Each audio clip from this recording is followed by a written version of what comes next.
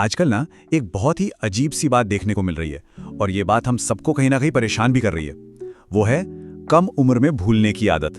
मतलब पहले तो ये माना जाता था कि भाई याददाश्त तो बुढ़ापे में ही कमजोर होती है, पर अब ऐसा बिल्कुल नहीं है। आज के नौजवान जो अपनी लाइफ के सबसे पीक पर हैं, सबसे प्रोडक्टिव दौर में हैं, वो भी छोटी छोटी बातें भूल रहे हैं, उनका कंसंट्रेशन नहीं बन पा रहा है। तो सवाल यह है कि आखिर ऐसा हो क्यों रहा है। चलिए आज इसी पहेली को एक एक करके सुलझाने की कोशिश करते हैं।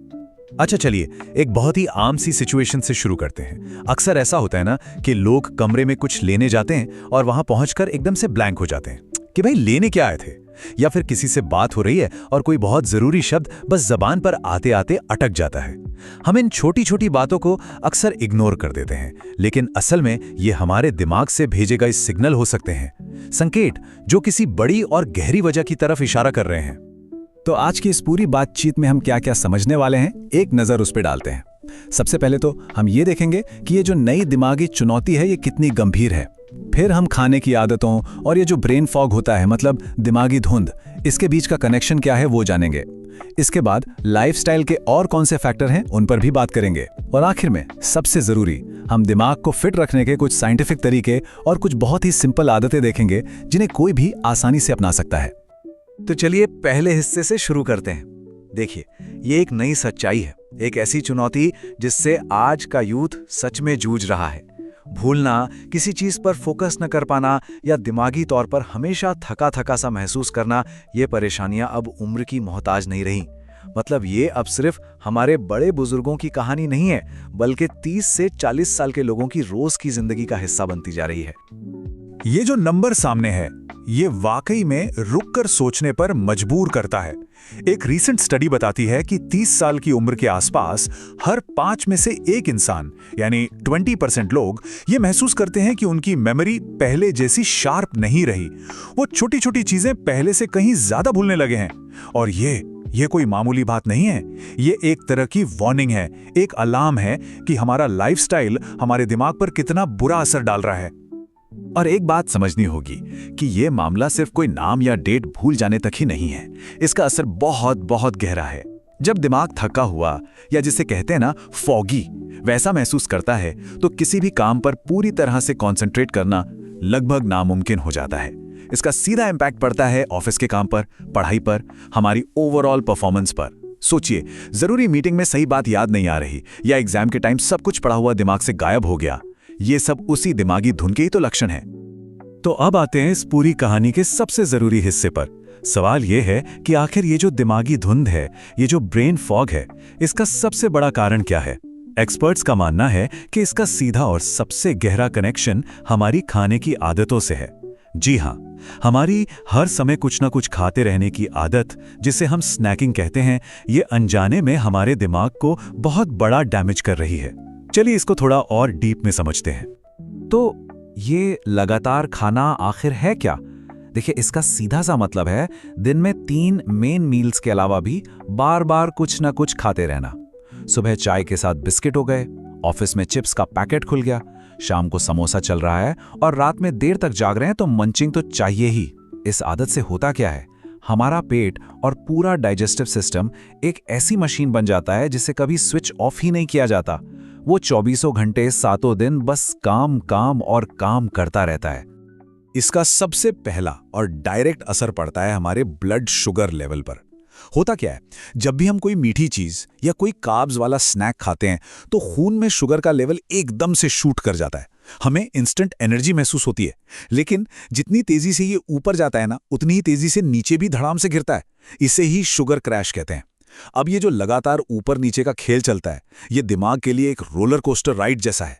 दिमाग को एक स्टेबल एनर्जी सप्लाई मिल ही नहीं पाती और नतीजा थकान, चिड़चिड़ापन और किसी भी चीज पर फोकस करने में जबरदस्त मुश्किल। दूसरा कारण, और ये कहीं ज्यादा चिंता की बात है, वो है दिमाग के अंदर एक तरह की क्रॉनिक इन्फ्लेमेशन, मतलब एक हल्की लेकिन लगातार बनी रहने वाली सूजन। जब हम ज़रूरत से ज़्यादा खाते हैं, खासकर मीठी और प्रोसेस चीज़ें, तो हमारे शरीर में इन्फ्लेमेशन पैदा करने वाले केमिकल्स बढ़ने लगते हैं। इसको ऐसे समझिए जैसे दिमाग के अंदर एक धीमी आग लगातार सुलग रही हो, जो धीरे धीरे हमारे न्यूरॉन्स यानी दिमाग की सेल्स को जलाकर कमज़ोर कर रही है। और लंबे समय में यही सूजन हमारी मेमोरी और सीखने की एबिलिटी को बहुत भारी नुकसान पहुंचाती है। इसको समझने के लिए ना एक फैक्ट्री का एग्जाम्पल लेते हैं। सोचिए, एक फैक्ट्री है जिसकी मशीनें दिन रात 24 घंटे बिना रुके चल रही हैं। तो उन मशीनों की सर्विसिंग कब होगी? उनकी सफाई, उनकी मरम्मत का काम कब होगा? जाहिर सी बात है, कभी नहीं हो पाएगा। ठीक यही हाल हमारे शरीर और दिमाग का होता है। जब हमारा शरीर दिन के 16 से 18 घंटे सिर्फ और सिर्फ खाना पचाने में ही अपनी सारी एनर्जी लगा देता है, तो उसे दिमाग की क्लीनिंग और रिपेयरिंग का टाइम ही नहीं मिलता। दिन भर की मेंटल एक्टिविटी से जो दिमाग में कचरा जमा होता है, वो साफ ही नहीं हो पाता और नए सेल्स भी ठीक से नहीं बन पाते। और चौथा बड़ा कारण है शरीर में जमा होने वाली वो खतरनाक चर्बी जिसे विसरल फैट कहते हैं। ये वो फैट है जो दिखता नहीं। ये हमारे पेट और अंदर के ऑर्गन्स जैसे लिवर और आंतों के चारों तरफ जमा हो जाता है। ये सिर्फ हमारा वजन नहीं बढ़ाता, बल्कि एक एक्टिव ऑर्गन की तरह काम करता है जो लगातार इन्फ्लेमेशन वाले केमिकल्स रिलीज करता रहता है। ये केमिकल्स हमारी खून की नसों को सख्त और पतला कर देते हैं। नतीजा, दिमाग तक पहुंचने वाले खून और ऑक्सीजन का फ्लो कम हो जाता है, और जब दिमाग को पूरा पोषण ही नहीं मिलेगा तो उसकी फंक्शनिंग तो अपने आप कमजोर होगी। वैसे तो खाने की आदतें इस प्रॉब्लम की सबसे बड़ी जड़ हैं, लेकिन हमें यह भी मानना पड़ेगा कि इस पजल के कुछ और पीस भी हैं। हमारी मॉडर्न लाइफस्टाइल की कुछ और आदतें भी हैं जो सच में इस आग में घी डालने का काम करती हैं। तो चलिए अब जरा उन पर भी एक नजर डालते हैं। ये तीन चीजें मिलकर ना प्रॉब्लम को और भी सीरियस बना देती हैं। पहली है नींद की कमी। दिमाग की जो डीप क्लीनिंग और रिपेयरिंग का काम है, वो सबसे अच्छा तभी होता है जब हम गहरी नींद में होते हैं। अगर नींद ही पूरी नहीं होगी तो दिमाग का कचरा जमा होता रहेगा। दूसरा है फिजिकल एक्टिविटी या एक्सरसाइज की कमी। जब हम एक्सरसाइज करते हैं तो दिमाग में ब्लड फ्लो बढ़ता है और कुछ ऐसे प्रोटीन्स बनते हैं जो नए ब्रेन सेल्स बनाने में हेल्प करते हैं। और तीसरा है क्रॉनिक स्ट्रेस, मतलब लगातार बना रहने वाला तनाव। स्ट्रेस की हालत में हमारी बॉडी में कॉर्टिसोल नाम का एक हार्मोन बनता है जो सीधा दिमाग के मेमोरी सेंटर यानी हिप्पोकैम्पस पर अटैक करता है और उसे सिकोड़ भी सकता है। तो अब तक हमने प्रॉब्लम और उसके कारणों को काफी डिटेल में समझ लिया है। ये सब सुनकर हो सकता है थोड़ी टेंशन हो रही हो, लेकिन अच्छी खबर यह है कि इस सिचुएशन को पूरी तरह से बदला जा सकता है। हमारे दिमाग में ना खुद को हील करने की एक कमाल की ताकत होती है, बस हमें उसे सही माहौल देना है। तो अब हम बात करेंगे उन साइंटिफिकली प्रूवन तरीकों की जिनसे हम अपने दिमाग को सिर्फ बचा ही नहीं सकते, बल्कि उसे पहले से भी ज्यादा शार्प और हेल्दी बना सकते हैं। दिमाग को वापस ट्रैक पर लाने का पूरा प्लान इन 4 सिंपल स्टेप्स में ही छिपा है।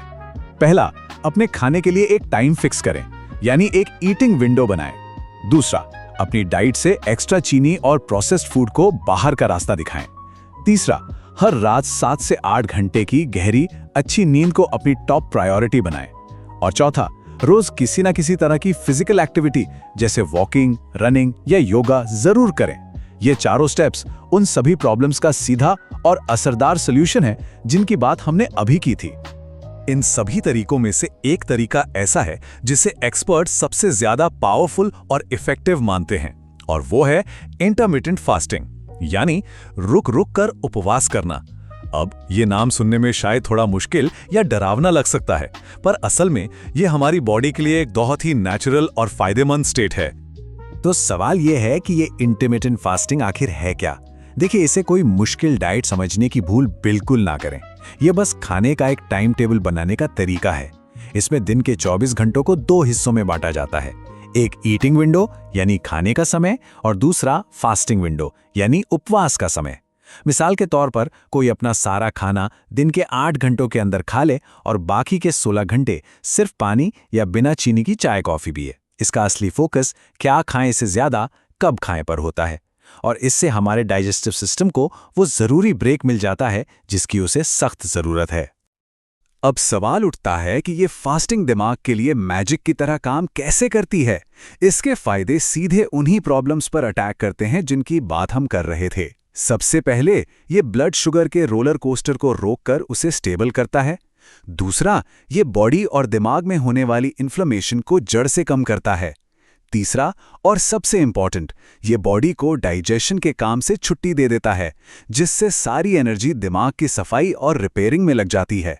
और चौथा, ये दिमाग में BDNF नाम का एक ग्रोथ फैक्टर बढ़ाता है, जिसे ब्रेन का फर्टिलाइजर भी कहा जाता है, जो नए ब्रेन सेल्स बनाने में मदद करता है। चलिए अब इस बातचीत के आखिरी हिस्से की तरफ बढ़ते हैं। यहाँ हम कुछ ऐसी ठोस और प्रैक्टिकल आदतों की बात करेंगे जिन्हें कोई भी अपनी डेली लाइफ में आसानी से शामिल कर सकता है और अपने दिमाग की हेल्थ में एक बड़ा पॉजिटिव बदलाव ला सकता है। ये कुछ बहुत ही सिंपल से नियम है। पहला तो ये कि 3 मेन मील्स का टाइम फिक्स कर लिया जाए और बीच बीच में स्नैकिंग की आदत को ना कहा जाए। दूसरा, एक पक्का नियम ये बनाया जा सकता है कि रात को सोने से कम 2 और हो सके तो 3 घंटे पहले डिनर कर लिया जाए। इससे बॉडी को डाइजेशन के बजाय नींद के दौरान रिपेयर पर फोकस करने का मौका मिलता है। खाने में दिमाग के लिए जो अच्छी चीजें हैं, जैसे हरी सब्जियां, अखरोट, बादाम और मछली, उन्हें शामिल करना चाहिए। और आखिर में अच्छी नींद के लिए सोने से 1 घंटा पहले फोन, लैपटॉप, टीवी, इन सब स्क्रीन्स को बंद कर देना सबसे बेहतर है। और आखिर में बस एक बात हमेशा याद रखनी चाहिए, आज अपनी सेहत के लिए उठाया गया हर छोटा कदम असल में आने वाले कल के लिए एक बहुत बड़ा इन्वेस्टमेंट है। अगर हम लोग अपनी लाइफस्टाइल की इन आदतों को जवानी में ही सुधार लें तो भविष्य में होने वाली दिमागी बीमारियों के रिस्क को काफी हद तक कम कर सकते हैं। आज के छोटे छोटे बदलाव ही कल एक बहुत बड़ा फर्क पैदा करते हैं। तो ये पूरी बातचीत हमें इस एक जरूरी सवाल पर लाकर छोड़ती है, अपने दिमाग के बेहतर भविष्य के लिए वो कौन सा एक छोटा और आसान बदलाव है जिसे आज से ही, अभी से ही अपनी जिंदगी में शामिल करने का फैसला किया जा सकता है। क्या वो रात को सोने से ठीक पहले खाना छोड़ना होगा या फिर सुबह की 15 मिनट की वॉक? इस पर सोचना जरूरी है।